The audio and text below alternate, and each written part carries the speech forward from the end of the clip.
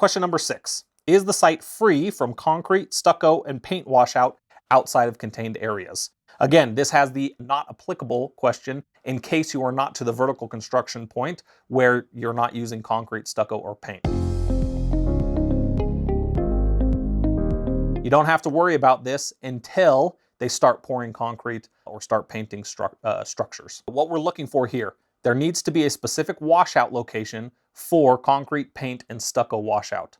All right, and that can be a lot of different things. It can be a lined pit in the ground, right? It can be a container, a large container on site, or it can be a smaller container, or even something like a kiddie pool that they put out on site, and that's where they're going to contain it. The most important thing about a washout is not the actual container, but to make sure that it's leak-proof and that it's not over full, okay?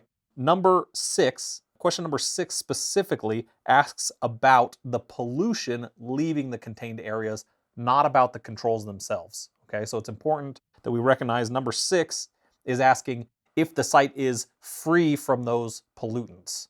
Not asking about the actual BMP, whatever they're using to contain that washout.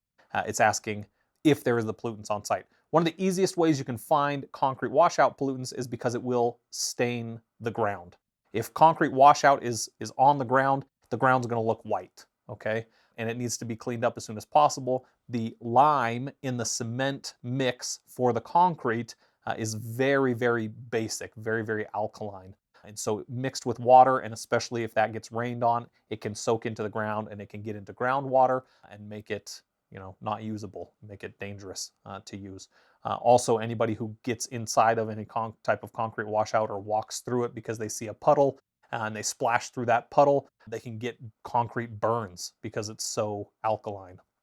So that's why it's very important for all concrete washout to be contained within a leak-proof washout. Now you might see piles of actual concrete mix directly on the ground, either next to the washout or somewhere else on site, and that's okay.